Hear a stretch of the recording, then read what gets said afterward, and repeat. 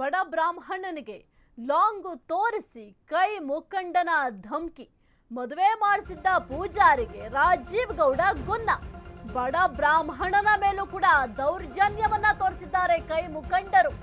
ಮದುವೆ ಮಾಡಿಸಿದ್ದ ಪೂಜಾರಿಗೆ ರಾಜೀವ್ ಗೌಡ ಅವರು ಗುನ್ನ. ಬಗೆದಷ್ಟು ಬಯಲಾಗ್ತಿದೆ ಶಿಡ್ಲಘಟ್ಟ ಕೈ ಮುಖಂಡನ ಕರಾಳ ಮುಖ ಯಾವ ರೀತಿ ಇದೆ ಅಂತ. ಸೈಟ್ ಖರೀದಿ ಮಾಡುವ ವೇಳೆ ರಾಜೀವ್ ಗೌಡ 420 ಕೆಲಸ. ಚಿಂತಾಮಣಿಯ ಬಟ್ಲಹಳ್ಳಿ ಮಣಿಕಂಠ ಶರ್ಮಾ ಗಂಭೀರ ಆರೋಪ. ರಾಜೀವ್ ಗೌಡ ಇಂತಹ ಕಚ್ಚಡ ಅಂತ ಗೊತ್ತಿರ್ಲಿಲ್ವಾ?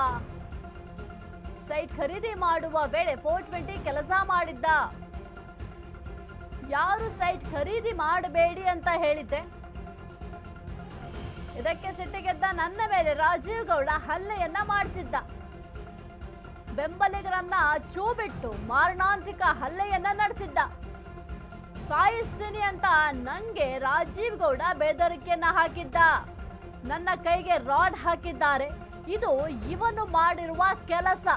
ಬ್ರಾಹ್ಮಣರ ಶಾಪ ಅವನಿಗೆ ತಟ್ಟಿದೆ ಅಂತ ಮಣಿಕಂಠ ಅವರ ಆಕ್ರೋಶವನ್ನ ವ್ಯಕ್ತಪಡಿಸುವ ಕೆಲಸವನ್ನ ಮಾಡಿದ್ದಾರೆ.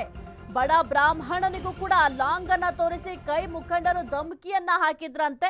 ಹೀಗಂತ ಮಣಿಕಂಠ ಅವರು ಆಕ್ರೋಶವನ್ನ ವ್ಯಕ್ತಪಡಿಸಿದ್ದಾರೆ. ಹಾಗಾದ್ರೆ ಏನ್ ಮಾತನಾಡಿದ್ದಾರೆ ನೋಡೋಣ.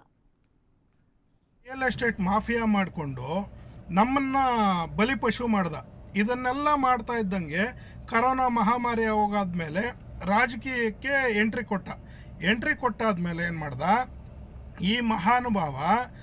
ಇವನಿಗೇನೋ ನನಗೆ ಅವನ ಮೇಲೆ ಹಾಗೇ ಏನೋ ಇವನು ಸರಿ ಇಲ್ಲ ವ್ಯಕ್ತಿ ಅಂತ ನಾನು ಅವರ ಆಫೀಸಿನ ಕಚೇರಿಯಿಂದ ಆಚೆ ಬಂದು ಯಾಕೋ ಭಗವಂತನೇ ನನಗೆ ಪ್ರೇರಣೆ ಕೊಟ್ಟ.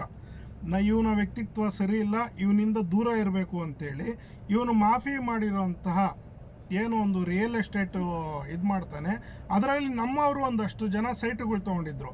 ಆ ಸೈಟುಗಳು ತೊಗೊಂಡಿರೋಂಥ ಸಂದರ್ಭದಲ್ಲಿ ಏನಾಗುತ್ತೆ, ಇವನು ಎಲ್ಲ 420K ಡಾಕ್ಯುಮೆಂಟ್ಸ್ನ ಕ್ರಿಯೇಟ್ ಮಾಡಿ ಈ 420 ಇದಾಗಿರೋದ್ರಿಂದ ನಾನೇನು ಮಾಡಿದೆ, ನಮ್ಮವ್ರಿಗೆ ಸೈಟುಗಳು ತೊಗೋಬೇಡಿ ಅಂತೇಳಿ ಎಲ್ರಿಗೂ ಹೇಳಿದೆ, ಒಂದು 4-5 ಜನಕ್ಕೆ. ಯಾಕಂದರೆ ಒಂದು ಸೈಟ್ ಬಂದು 40 ರಿಂದ 50 ಲಕ್ಷ ರೂಪಾಯಿ. ಅವನು ಬಂಡವಾಳ ನಂಗೆ ಗೊತ್ತಾದಾಗ ನಾನು ಅವ್ರಿಗೆ ಹೇಳಿದ ತಕ್ಷಣ ಇವನೇನು ಮಾಡ್ತಾನೆ, ಇವನು ನನ್ನ ಬಿಸ್ನೆಸ್ಗೆ ಅಡ್ಡಿ ಬರ್ತಾ ಇದ್ದಾನೆ ಅಂತೇಳಿ ಪೂಜೆ ಮುಗಿಸಿ ಆಚೆ ಬಂದ ತಕ್ಷಣ ಅವನ ಕಾರಲ್ಲೇ ರೌಡಿಗಳನ್ನು ಪಟಾಲಂನ ಕರೆಸಿ ನನ್ನ ಮಾರಣಾಂತಿಕ ಹಲ್ಲೆಯನ್ನು ಮಾಡಿಸ್ದ. ನನ್ನನ್ನು ಸಾಯಿಸ್ಬಿಡಬೇಕು, ಇನ್ನು ನನ್ನ ಬಿಸ್ನೆಸ್ಗೆ ಇವನು ತೊಂದರೆ ಬರ್ತಾನೆ, ಇವನ್ನ ಉಳಿಸಬಾರ್ದು ಅಂತೇಳಿ ಆಗ ತಾನೇ ಅಟ್ಯಾಕ್ ಮಾಡಿಸ್ದ. ಆವತ್ತಿನ ದಿನ